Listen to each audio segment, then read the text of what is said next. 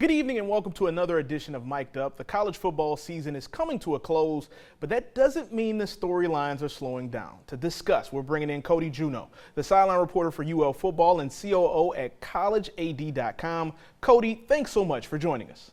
Absolutely, man. Glad to be here. Happy New Year. Happy New Year. Now, we have to start with the hottest topic in college football right now, the transfer portal.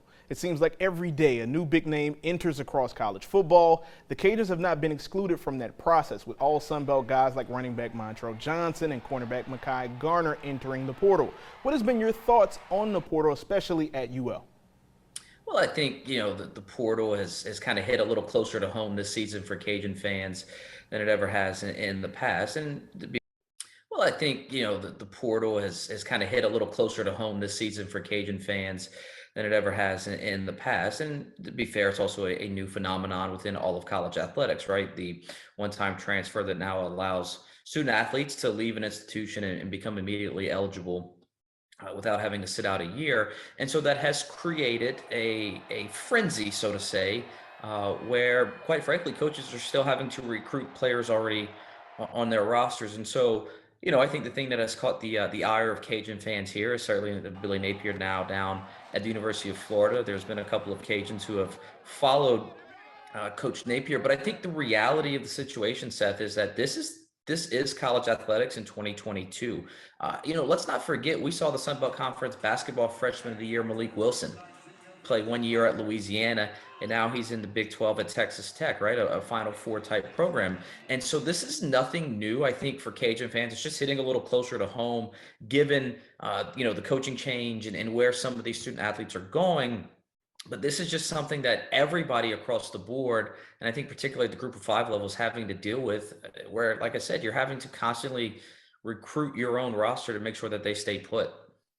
Yeah, this is the new normal in college football, and a lot of it also has to do with the NIL. So how much do you think name, image, and likeness comes into play with the amount of movement across college football? Well, I think it's just one other tool in the recruiting belt that every program in the country has the opportunity to use, right? And look, I think name, image, and likeness, again, it's something new, but it's right. Remember a couple of years ago, cost of attendance was going to change the game. Well, everybody does it. The other thing that has come across the board is the Supreme Court ruling against the NCAA in the Sean Alston case, which what that does real quickly is basically says you can't tie college athletics to education.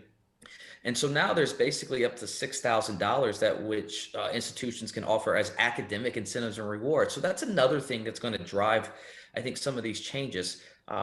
Everybody is taking part in NIL, and the Cajuns have a couple of programs themselves, help educate student athletes, help them understand what they're worth, how to go out and secure partnerships. Um, at the end of the day, do I think that maybe bigger schools have maybe a little bit more access to money, right? Is the proverbial bag man now just on top of the table instead of under it?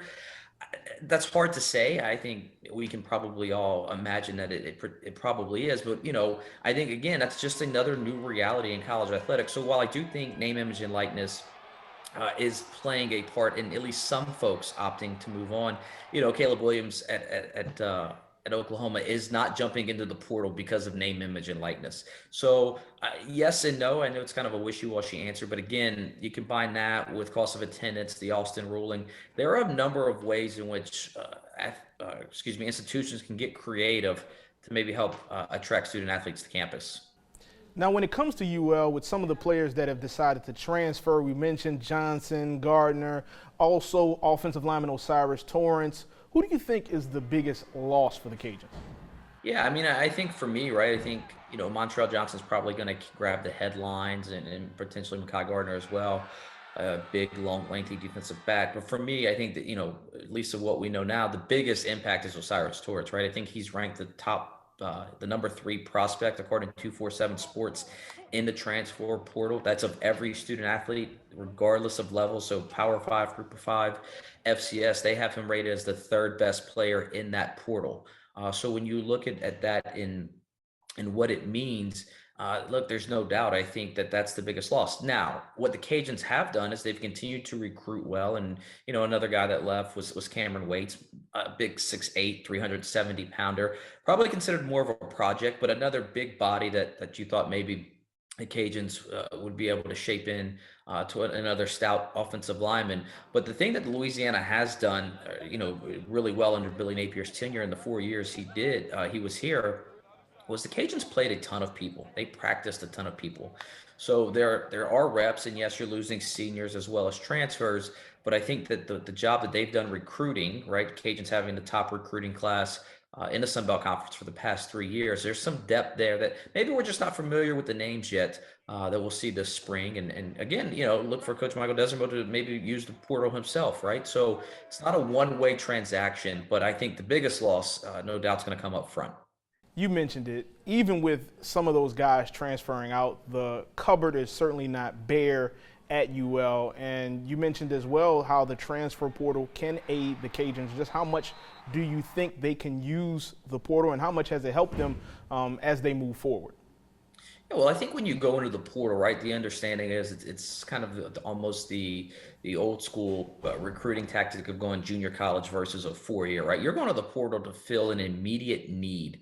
And quite frankly, the Cajuns don't have a ton of those. Again, going back to the way that they've recruited.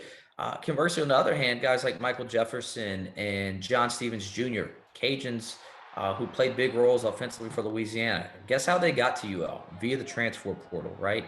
And so a couple other guys who came in last year and were able to redshirt and do some of those things, right? Maybe I think one of the potential starters at quarterback in Lance Lejean or Ben Woolridge, also transfer portal guys who both came to campus a season ago. So the portal giveth and the portal taketh, certainly, but it's just the reality is where we stand here in 2022. Yeah, and my final question is away from the portal. We still have one game left in college football, national championship, Alabama versus Georgia. Who do you think takes it and why? Boy, it's really, really hard to bet against Nick Saban, isn't it? But you just feel that the defense of Georgia, and Stetson Bennett, the mailman who, I think some people know this, but maybe not, was actually a Louisiana commit going back to 2018 and was really close to becoming a Raging Cajun before the Bulldogs swooped in at the last moment. Um, but given all of that, the question is did Kirby Smart and company, did they hold some things back in the SEC championship game? Admittedly, did not get to see the SEC championship game because we were enjoying the Sun Belt Conference championship at Cajun Field. So I'm excited to watch and tune in on Monday night. And given everything I just said, right, I think you're leaning Georgia, but I've seen one too many people bet against Nick Saban and it not work out for him. So I just don't think I can pull the trigger on that. That's Cody Junot, COO at collegead.com and sideline reporter for UL football. Cody, thank you so much for joining us. Absolutely, Seth. Appreciate you having me.